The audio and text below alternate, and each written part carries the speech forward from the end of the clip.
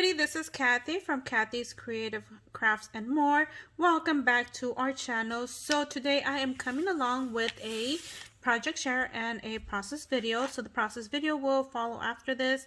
And you guys, so I have a whole bunch of these circles in different sizes, and these are punched from leftover paper pads. Some were gifted to me, like this one was gifted to me from Crafting con Cruz.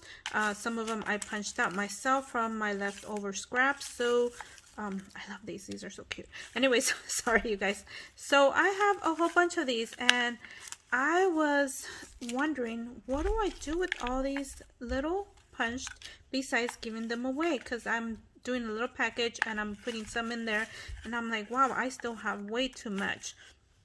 So excuse me, I was doing crafting here. And anyway, so I have a whole bunch of these circle scalloped circle punches. They're all different sizes. So I decided to make my ATC cards using these circle punches, and this is what I came up with. This is one of them.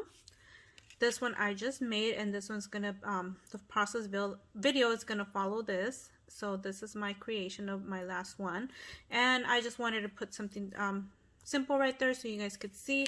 I probably will still add more stuff to it, but so far that's it. And this is another one just using punch circles. So these are all leftovers. Basically I just went ahead and glued them on there with no design in mind or anything. I just went ahead and started following, doing what I was doing, not thinking about it, and I thought they turned out so cute, and I wanted to share these with you.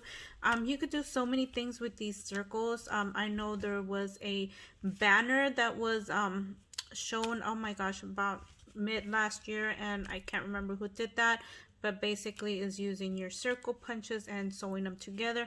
That was an awesome idea, and yay.